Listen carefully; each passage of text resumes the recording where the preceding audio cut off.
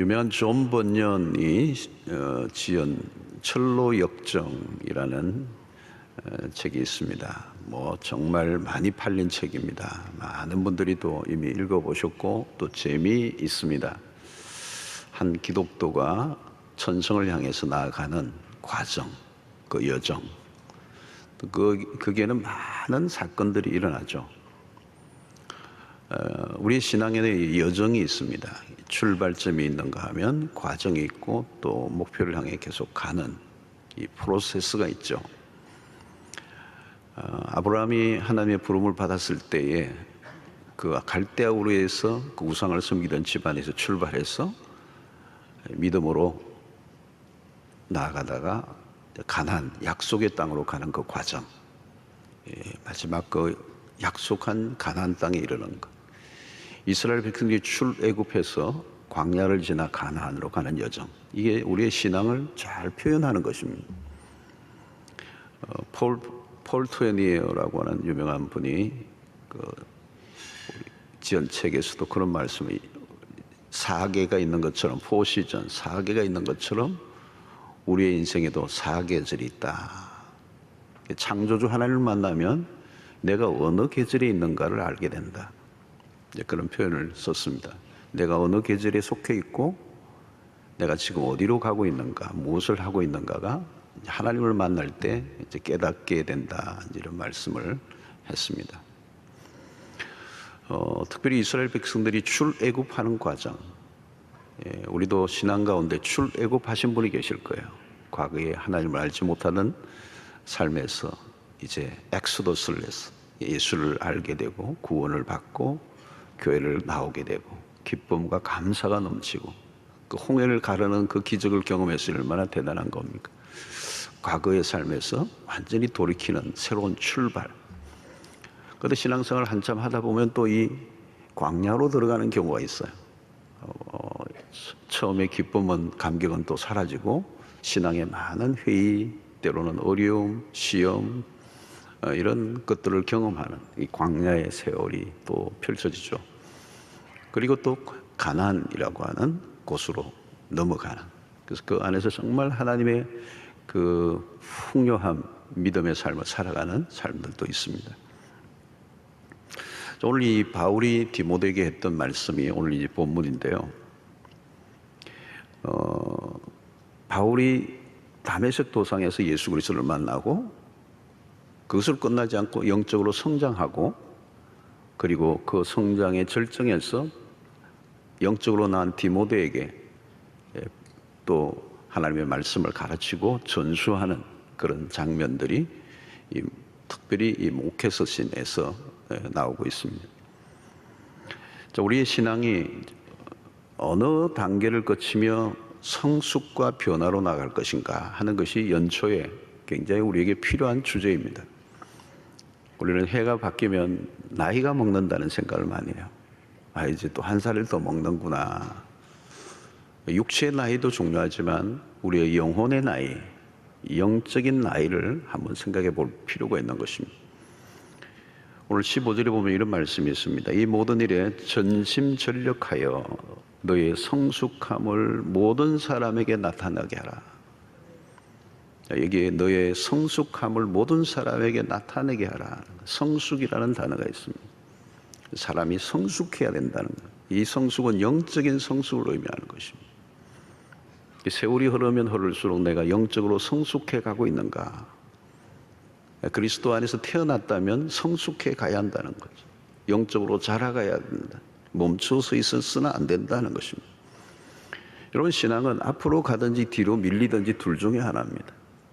나는 오랫동안 정체 수준에 있는 것 같아라고 생각이 드는 분이 있다면, 머물러 있다고 생각하는 분이 있다면 그건 머물러 있는 게 아니에요. 뒤로 물러가고 있는 것입니다. 바울은 디모데에게 너가 영적으로 자라가는 것을 다른 사람들이 볼 수 있게 드러내라는 거죠. 성숙은 드러나게 되어 있다는 겁니다. 주변의 사람들이 알게 되는 것입니다. 신앙이 멈춰 있지 않고 점점 나아가라는 거예요. 자, 여러분, 하나님은 무한하신 분입니다. 하나님은 끝이 없으신 분이시고요. 그분을 우리가 다 알 수가 없어요. 우리가 깊은 산으로 가다가 비경을 만나면 그냥 내려가고 싶지 않아. 더 깊은 곳으로 가면 더 멋있는 것이 있을 것 같은 느낌. 바로 이 신앙세계에서도 마찬가지. 하나님은 끝이 없으신 분이, 영적인 우리 세계도 마찬가지입니다. 아무리 경험을 해도 어쩌면 그것이 한 부분 중에 부분일 수밖에 없어.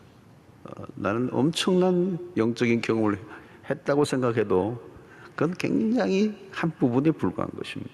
왜냐하면 하나님이 그렇게 크신 분이고 영적 세계는 너무도 그 어마어마한 세계이기 때문에 그렇습니다. 바울은 디모데에게 전심전력을 요구하고 있어요. 전심전력. 바울이 디모데가 또 다른 사람들에게 신앙이 전수되어야 된다. 너의 성숙함을 통하여 그 성숙이 또 다른 사람에게 전수되어야 된다. 어느 단계에 머물러 있지 말라. 이렇게 얘기를 하고 있습니다. 자, 이 본문 바로 앞에 바울이 강조한 내용이 하나 있습니다. 그게 디모데전서 4장 7절의 말씀인데요. 망령되고 허탄한 신화를 버리고 경건에 이르도록 내 자신을 연단하라. 여기 연단이라는 단어가 나옵니다. 굉장히 중요한 단어예요. 이것은 육체의 연단, 육체의 그 훈련과 비교를 하는 것입니다. 8절에도 육체의 연단은 약간의 유익이 있으나 경건은 범사에 유익하니 검생과 내생의 약속이 있느니라. 올림픽에 금메달을 딴 선수들을 보면 압니다. 참 그 선수들이 금메달을 딱 목에 걸면 대부분 울어요, 울어. 왜 웁니까, 여러분? 우리는 그 울음의 의미를 알죠. 얼마나 많은 노력을 했겠어요. 얼마나 많은 눈물을 흘렸겠어요. 이 연단이라는 것은 하루아침에 만들어질 수 있는 게 오랜 훈련을 통하여서 조금씩 축적된 힘이 어느 순간에 발휘가 된 것입니다. 그래서 육체의 연단은 약간의 유익이 있다 할 때 여기 약간의 유익이 있다는 말은 잠깐 유익이 있다는 얘기입니다. 여러분, 육체는 세월이 가면 어쩔 수 없습니다. 아무리 보톡스를 맞고 운동을 하고 건강식을 해도 육체적인 쇠잔함을 극복할 수는 없어요. 그래서 바울이 이런 고백을 하죠. 고린도후서 4장 16절에 그러므로 우리가 낙심하지 아니하노니 우리의 겉사람은 낡아지나 겉사람은 낡아진다는 거예요. 우리의 속사람은 날로 새로워지는도다. 이 두 가지가 딱 구분되잖아요. 겉사람은 낡는데요. 근데 이 낡아 없어질 쇠하여 질 수밖에 없는 육체를 위하여 투자를 거기만 하는 거예요. 요즘 뭐 헬스푸드도 얼마나 많아요. 뭐 유기농도 아무리 비싸도 먹고. 근데 여러분, 몸에 집착을 하는 동안에는 실망할 수밖에 없어요. 속사람은 날로 새로워져 가는도다. 영혼의 변화를 위해서 노력해야 된다는 거예요. 자신의 영혼의 변화, 그 영혼의 변화를 위해서 훈련하고 그 영혼의 변화와 성숙이 일어나게 될 때 우리는 이 세상의 영향을 받지 않고 그 짓누르는 세상의 그 무게에도 견뎌내는 영혼의 강인함을 가질 수 있다. 그래서 근육이 단단해지는 것보다 영혼이 단단해져야 된다는 거예요. 육체는 어쩔 수 없이 하얀 곡선을 그리게 돼 있어요, 여러분. 영혼의 상승 곡선을 그어가야 되는데 육체가 하락할수록 영혼이 상승돼야 된다는 거예요. 육체의 나이는요, 어쩔 수 없이 여기 40 넘으신 분은 이미 알 거예요. 예. 막 그렇게 객기 부리면 큰일 날 나이, 이제는. 이미 안 되는 거예요. 축구를 해도 고무신 그 운동화하고 공하고 같이 날아가고 막 그러거든요. 연단하지 않으면 쇠약해져요. 몸이 약해지면 마음도 약해지잖아요. 그러면 걷잡을 수가 없다는 것입니다. 여러분, 경기를 보아도 전반전에는 강하다가 후반전에 급격하게 힘을 잃고 지는 사람들이 있습니다. 뒷심이 없어. 그러나 어떤 사람은 전반전에는 좀 헤매는데 곧 후반전에는 아주 시간이 흐를수록 더 잘하는 사람이 있어요. 성경을 보면 후반전에 다 약해지고 실패하는 경우가 많습니다. 말년에. 누가 잘하는 것입니까? 전반전은 헤매더라도 후반전에 만회하는 사람. 인생의 후반전에 더 의미 있는 삶을 사는 게 훨씬 더 낫죠. 그러니까 하프타임이 그렇게 중요하다는 거예요. 바퍼포드라고 하는 사람이 지은 이 하프타임이라는 책은 너무 좋은 거예요. 하프타임을 통하여 전반전은 어떻게 살았든지 후반전에 더 멋있게 사는 사람들. 갈렙과 같은 사람은 후반전에 더 강했던 인물입니다. 85세인데 그 헤브론 산지 험한 검지를 향하여 믿음으로 선포하고 나가는데 아주 그냥 흔들림이 없는 거죠. 그 영혼이 강력한 거죠.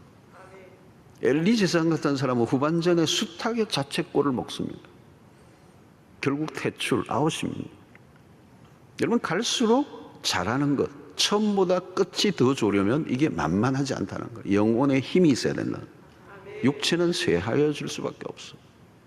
그런데 이게 저절로 되는 게 아니라는 거죠. 그래서 바울은 연단이라는 단어를 사용했습니다. 이 연단은 짐나조, 이 헬라의 짐나조라는 이 단어는 운동선수가 게임에, 경기에 나가기 전에 몸을 준비하는, 그걸 이 연단이라고 얘기하는 겁니다. 그러니까 여러분, 올림픽에 나가는 선수들, 국제대회에 나가는 선수들이 얼마나 그 체육관에서 땀을 흘리며 훈련을 합니까? 자, 이것이 연단이라는 거예요. 신앙에 우리가 이 연단이 필요하다. 신앙의 초기부터 이 연단, 훈련을 해야 된다는 겁니다. 좋은 교회에서 좋은 지도자들을 만나고 좋은 인도자를 만나서 제대로 훈련을 해야 된다는 거예요. 저는 보니까 신앙생활을 출발을 잘해야 돼요. 출발을. 기초가 작게. 유치원을 좋은 데 나와야 된다는 것처럼. 예배도 여러분 훈련입니다. 예배도 태도를, 예배 태도를 이게 훈련해야 되는 거거든. 기도 훈련입니다, 여러분. 저절로 예배 기도가 막 터지는 부분 없습니다. 훈련은 습관을 바꾸죠. 자, 우리 안의 습관은 우리 마음대로 살고 싶은 욕망, 그냥 자기 방식대로 살아가고자 하는 이 습관들이 있단 말이에요. 이 죄된 습관들. 이걸 바꾸어내는 작업을 하려고 하면 훈련을 해야 된다는 거예요.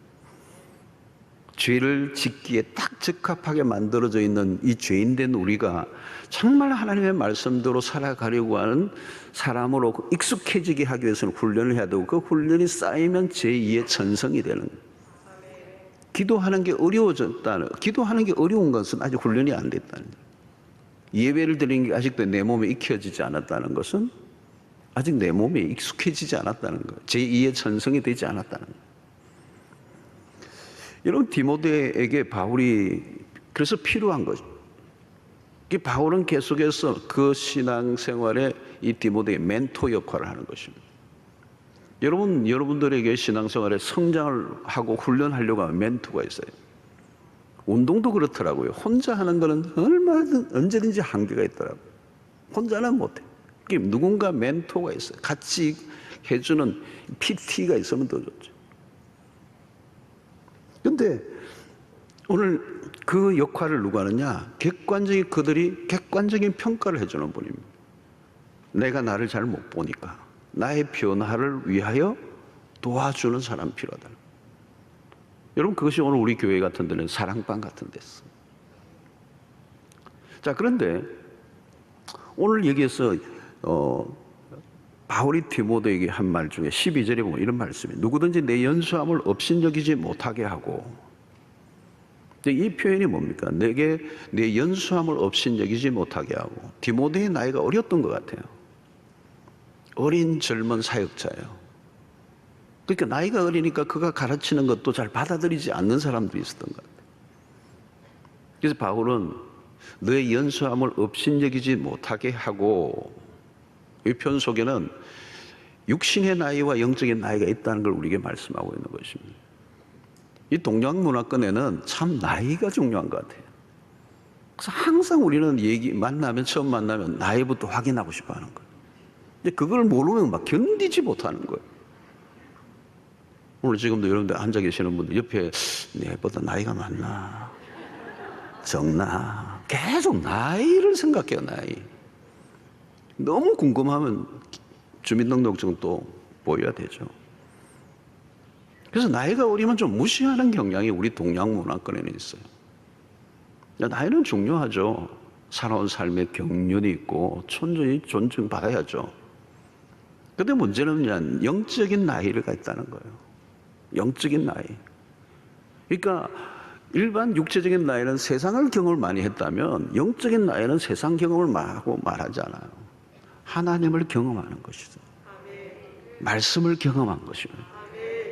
영의 눈을 뜬 사람이에요. 이게 다른 것이죠, 여러분. 그래서 교회에 오면 새로운 질서가 생기는 겁니다. 새로운 질서가 생기는 거예요. 자, 교회 안에서 우리가 나이가 몇인가 이보다 더 중요한 것은 내 육체의 나이를 넘어선 영적인 나이가, 육체의 나이와 영적인 나이는 비례하지 않습니다. 영의 세계와 육의 세계는 전혀 다른 거죠. 영과 육의 세계가 구별되어야 된다는 거예요. 육은 육이고 영은 영입니다. 이게 구분이 안 되면 영의 세계에 아직 머물러 있는 것입니다. 육의 세계에서는 하나님의 나라를 전혀 이해할 수가 없습니다. 그래서 영의 눈을 뜨지 못하면 육체의 나이는 큰 의미가 없죠, 사실은. 십자가에 대해서 눈을 떴는가? 복음에 눈을 떴는가? 여러분, 요한복음 3장에 니고데모가 그런 사람 아닙니까? 유대사의 엘리트입니다, 니고데모는. 사내들인 공회의 그 젊은 나이에 회원이 된 것은 이건 어마어마한 사람입니다. 굉장히 지성적인 사람입니다.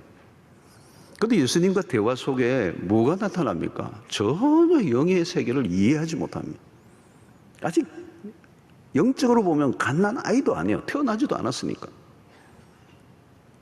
고린도 교회도 영적으로 어린 아이들이 많았습니다. 자라지 않은 거죠. 그래서 젖을 먹고 딱딱한 음식을 먹지 못하는 너희들이 갓난 아이들이다. 바울이 그 고린도 교회에 있는 성도들을 향하여 어린 아이들이 많다는 교회 안에, 그 나이를 말하는 게 아니에요. 너무 베이비다. 너희들이 정말 영의 것들을 분별하지 못하고 그래서 젖이나 먹고, 그런데 말씀도 딱딱한 것은 받아 소화를 못하는 베이비다. 자, 여러분, 시간을 통하여 우리는 얼마나 하나님을 알아가는 경험을 하는가, 이게 너무 중요한 것이죠. 그래서 신앙의 여정 속에 우리의 나이에 걸맞게 영의 세계에 눈을 뜨고 하나님의 나라를 볼 수 있어야 그것을 우리는 성숙이라고 말할 수 있는 것입니다. 자, 이 성숙을 위해서 몇 가지 오늘 이 본문 속에서 우리가 좀 바라볼 것은, 첫 번째는 12절 하에 있는 말씀, 오직 말과 행실과 사랑과 믿음과 정절이 있어서 믿는 자에게 본이 되어 그랬습니다. 이게 본이 되어라는 말이 있어요. 어떤 부분이에요? 말과 행실과 사랑과 믿음과 정절에 있어서. 여기 본이 된다는 것이 신앙생활에 참 중요한 부분입니다. 그리스도께서는 제자들에게 본을 보여주셨습니다. 12 제자들과의 관계 속에서도 본을 강조하시고 삶을 보여주신 것입니다. 그래서 우리가 그리스도는 믿음의 대상이면서 본받아야 될 상입니다. 우리가 누구에게 영향을 받으려고 하면 내가 누군가 보아야 되죠. 보아야죠. 그냥 되는 게 아니잖아요. 디모데는 바울을 그렇게 보고 본을 받은 것이죠. 처음에는 여러분, 내 믿음이 중요하지만 세월이 흐르면 내 믿음이 다른 사람들에게 보여지기 시작한다는 겁니다. 오늘도 교회 안에 이제 직분을 가진 사람들은 그런 분들입니다. 보여지기 시작하는 거죠. 내 믿음만 지키면 되는 게 아니고 내 믿음이 이제 노출되기 시작한다는 거예요. 노출되었을 때 다른 사람에게 본이 되느냐, 이게 이제 굉장히 심각한 문제예요. 가정에서도 부모에게 가장 큰 도전은 자녀에게 보여주고 있기 때문에 숨길 수가 없습니다. 다 보여지게 있으니까. 말로 되는 게 아니라 보여지는 거예요. 결국은 믿음의 실력 이상을 보여줄 수는 없는 것이기 때문에 내가 본이 되어서 다른 사람에게 보여라는 거예요. 자, 이러면 신앙의 대를 잇는 일도 그렇기 때문에 힘든 거죠, 사실은. 그래서 요수아가 지난주 설교에서도 죽은 후에 아주 빠르게 이스라엘 공동체가 무너집니다. 이 핵심은 그게 과정인데, 부모대의 신앙이 조금이라도 약화되면 그 틈에 다음 세대가 많이 무너져 버려요. 그래서 여러분, 1세대가요 100을 열심을 낸다 그러면요, 그 다음 세대로 나가면 100이 안 돼요. 70, 80이 되면 잘 되는 거예요. 그러니까 이게 대가 넘어가면서 신앙의 개성에 어려움이 오는 것이 이스라엘 공동체의 문제였지만 오늘 우리에도 마찬가지예요. 그래서 바울이 늘 강조했던 것은 이 부분이다. 고린도전서 11장 1절에도 내가 그리스도를 본받는 자가 된 것 같이 너희는 나를 본받는 자가 되라. 강력한 메시지죠, 이게. 복음의 실체를 보여라는 거죠. 그래서 말씀의 능력은 다른 데 있는 것이 아니라 그 말씀을 그대로 살아본 사람이 내가 살아보니 이 말씀이 진리더라라고 하는 것을 알려줘야 된다. 그래서 언제나 고민은 해석이 아니야. 성경을 몰라서가 아니고 이 말씀을 어떻게 적용하느냐는 거죠. 신앙은 이론이 아니기 때문에. 자, 이 본을 보여야 되는 것의 첫 번째가 뭐냐? 말이라고 얘기했어요. 말. 이 성숙은 혀가 중요하다는 거예요. 내 혀가 컨트롤 되느냐? 이게 성숙에 매우 중요한 거예요. 여러분, 성숙이 뭐냐? 이것을 야고보서에서도 가장 큰 주제가, 야고보서의 주제가 성숙이거든요. 그 성숙에서 야고보에서 많은 부분에 가르치는 것 가운데 하나가 말에 관한 것이었어요. 여러분, 내 혀가 내가 스스로 통제가 되고 있습니까? 그건 성숙한 사람. 이게 참 어려운 거거든요. 그 다음에 또 하나는 행실에 관한 문제를 얘기하고 있습니다. 여기 행실, 말과 행실의 성숙함을 보여라. 그리고 그 외에도 바울이 믿음과 정절, 사랑에 대한 얘기를 하면서 전체적으로 그리스도인의 삶에 관한 문제를 가르치고 있습니다. 자, 이런 성숙에 있어서 매우 중요한 것 가운데 하나가 결국은 우리 안에 있는 죄를 어떻게 다룰 것인가 하는 문제로 연결이 됩니다. 우리는 죄의 영향력 아래 살아가고 있습니다. 죄의 종로로 타던 우리를 그리스도께서 구원하시고 이제 죄의 종로에서 벗어나 그리스도의 종이 되게 하십니다. 그래서 죄에 끌려다니지 않고 육체에 끌려다니지 않고 말씀을 따라 살아갈 수 있도록. 그래서 로마서 8장 13절에 보면 너희가 육신대로 살면 반드시 죽을 것이로되 영으로서 몸의 행실을 죽이면 살리니.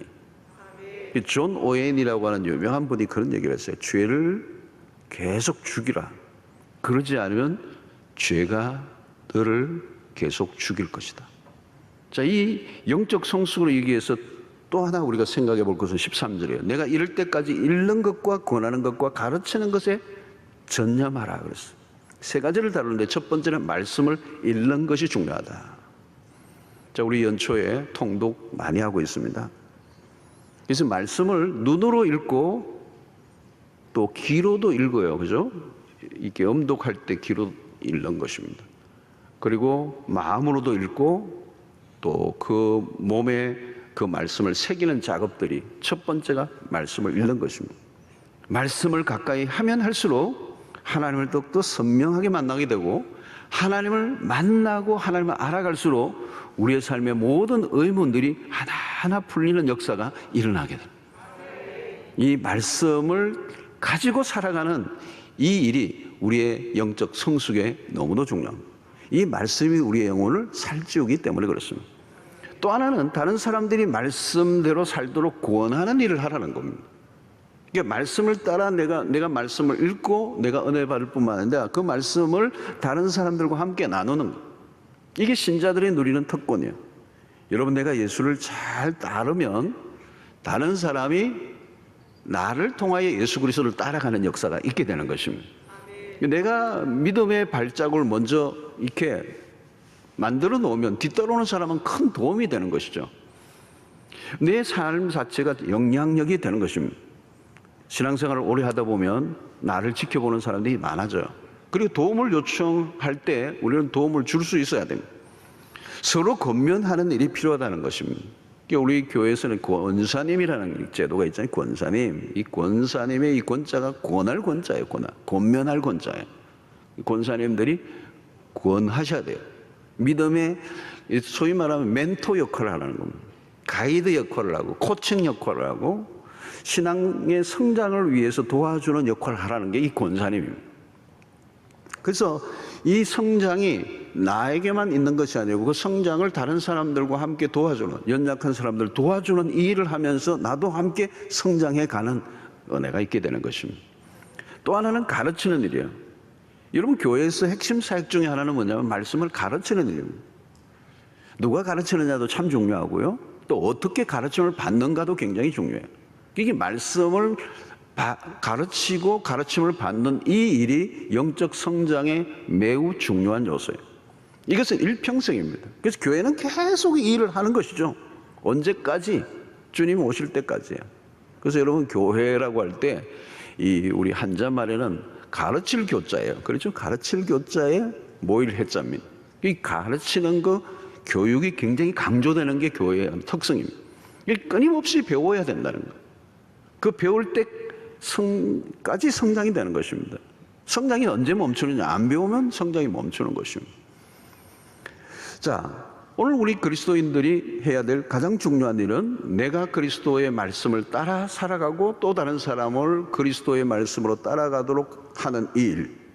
이것이 우리의 영적 성장에 매우 중요한 요소가 된다는 것을 오늘 우리에게 말씀하고 있습니다. 그래서 오늘 우리 교회 안에서 사랑방 목자들이 바로 그 일을 잘 하고 있죠.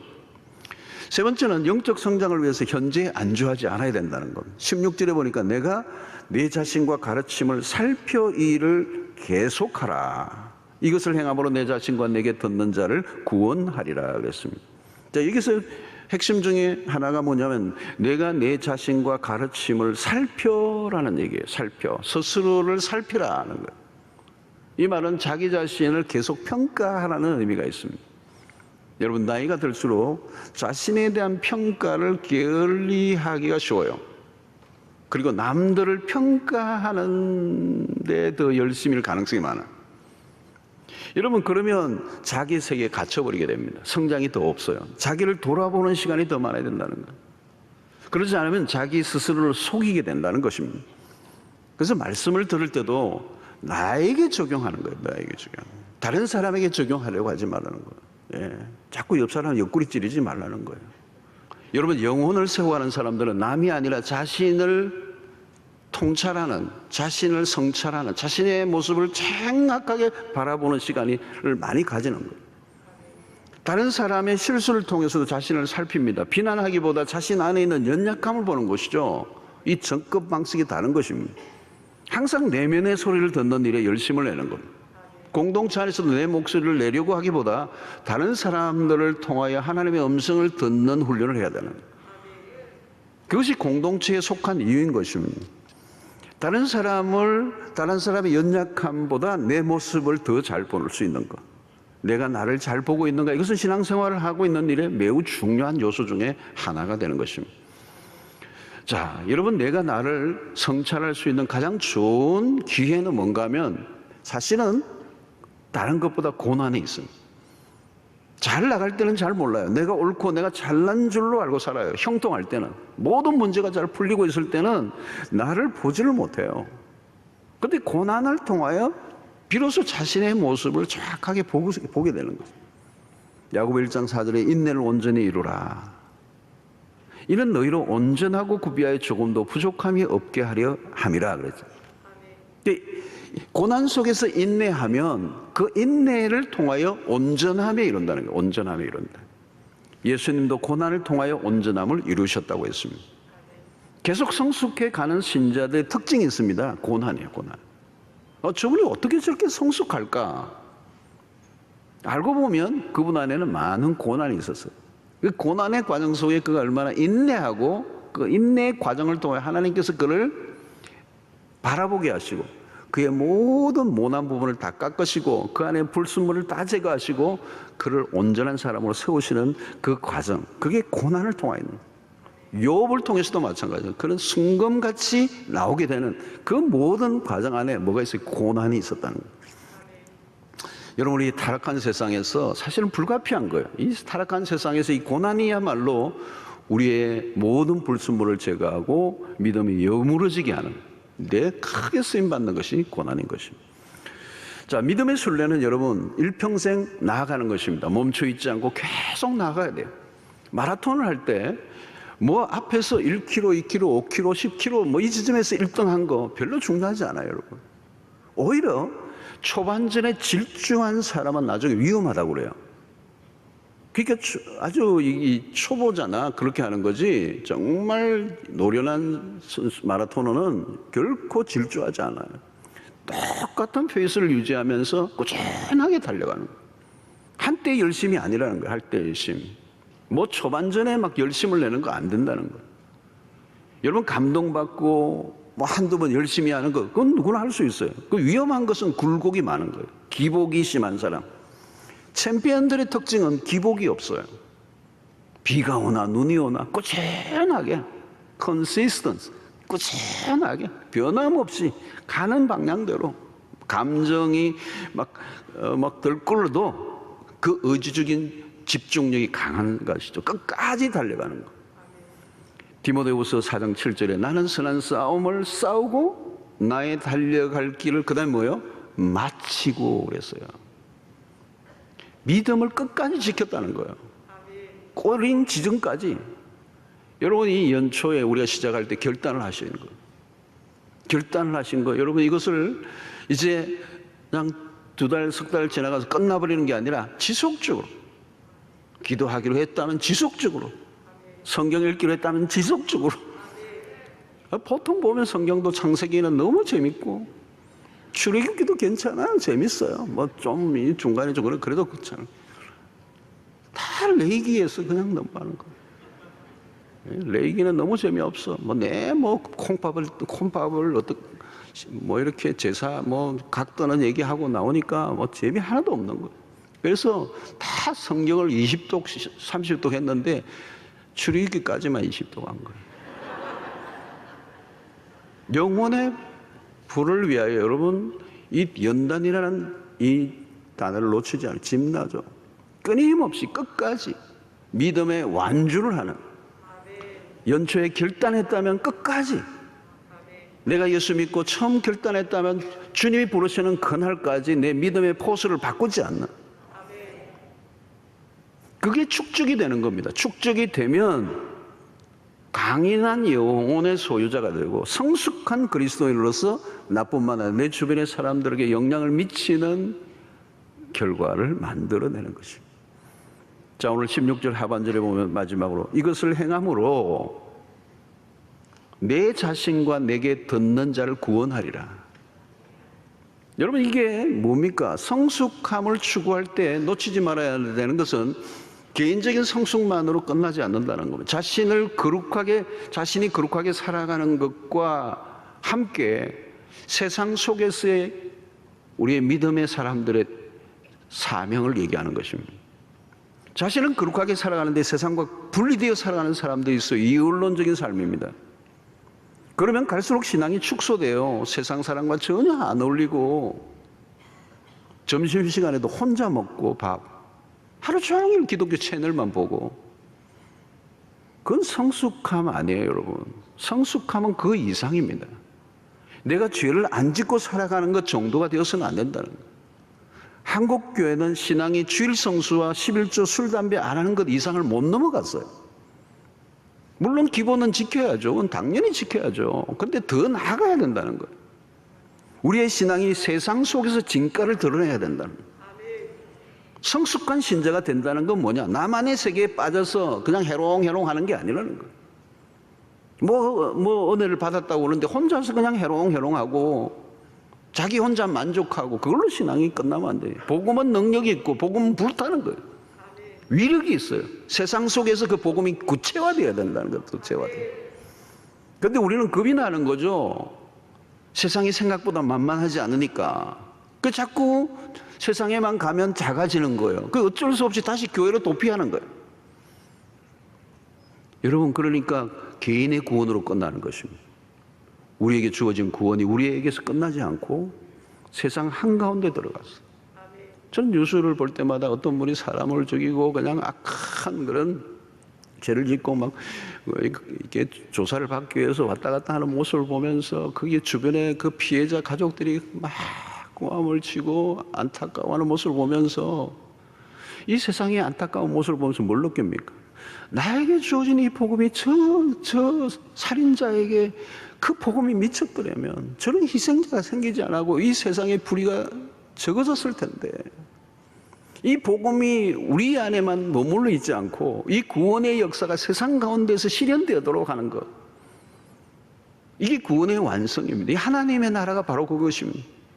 왜 여러분 우리가 전도를 하는 것입니까? 그래서 우리의 구원으로 끝나지 않고 이 구원이 세상 가운데 흘러가야 하기 때문에 우리의 신앙의 성숙이 어디에서 표현이 되어야 하나요? 가정 안에서.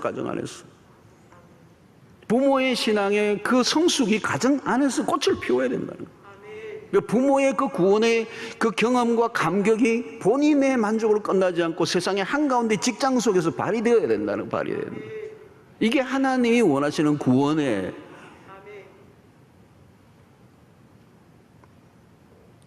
여러분, 연초에 오늘 우리는 우리의 신앙이 어느 지점에서부터 출발하고 있는지를 한번 확인해 봐야 돼요. 지금 어느 수준에서, 지금 어느 지점에서 내가 있는지, 내 오늘 2022년 다시 오지 않을 이 2022년 첫 출발 지점에서 내 신앙은 지금 어느 지점에 있는가는 거예요. 그리고 한 해의 끝이 올 때 내 신앙이 어느 정도 자랐는가를 확인할 수 있어야 된다. 여러분, 세상은 참 세월은 빠릅니다. 나도 모르게 그냥 지나다 보면 고만고만 하다가 마는 거예요. 이스라엘 백성들이 안타까운 모습이 뭡니까? 그들은 하나님이 그렇게 놀랍게 출애굽이라고 하는 놀라운 역사 가운데 그들을 가나안으로 이끌려고 하지만 그들은 광야에 머물러 있었다는 거예요. 늘 갈등하고 늘 헷갈리고 늘 주저하고 그들은 믿음으로 반응하지 않고 하나님을 더 놀랍게 알아가는 경험보다는 그들은 광야에서 별짓을 다 하는 거예요. 그래서 실패하고 마는 것입니다. 하나님의 광대한 가나안이라고 하는 그곳으로 가지 못하는 거죠. 여러분, 영적인 성숙함이란 뭔가요, 여러분? 하나님의 은혜의 그 축복들을 담을 수 있는 그릇이 되는 거예요. 그 그릇, 하나님의 은혜가 부어질 때 그 받아 담아낼 수 있는 그릇이 되는 게 영적 성숙함이에요. 여러분, 그 그릇이 만들어지지 않으면 하나님의 은혜가 담겨지지가 않아요. 그냥 새에 나가버리는 거예요. 뭐 말씀을 들어도 다 새에 나가버리고 모든 게 다 새에서 아무것도 없는 게 연말되면. 세월은 흘렀는데 교회는 많이 다녔는데 근데 성숙함이 없다면 그 하나님의 그 풍성함들이 내 안에 담겨지지 않으므로 나도 뭐 별거 없이 살아가는 거고 내 주변의 사람들에게도 영적인 그 풍성함이 흘러가지 않는 안타까운 삶을 살게 되는 것이. 오늘 우리는 여기가 다가 아닙니다. 내가 신앙생활을 해오면서 몇 년을 했던 그 지점이 전부가 아닙니다. 훨씬 더 깊은 세계가 있습니다. 훨씬 더 풍성한 하나님의 약속이 앞에 있습니다. 내가 여기서 자족하거나 여기서 멈춰 있지 않고 신앙의 성숙을 향하여 이 연초부터 여러분들이 결단하시고 연단하시고 자기를 훈련하시고 하나님의 말씀 앞에 더욱더 바울 사도는 자기 몸을 복종시키는 그 끊없는 노력을 통하여 영적인 경제에 이르러 그 마지막까지 믿음을 지키고 하나님의 면류관을 받아 쓰는 그 기대를 했던 영적인 거장의 그 삶처럼 오늘 여러분 한 해 동안 열심히 달려가는 믿음의 성숙을 위하여 훈련하는 달려가는 여러분들이 한 해가 되시길 바라고, 연말에는 조금 더 하나님이 나로 하여금 잘하게 하신 것에 대한 감격과 기쁨을 표현하는 은혜가 있게 되기를 축원합니다.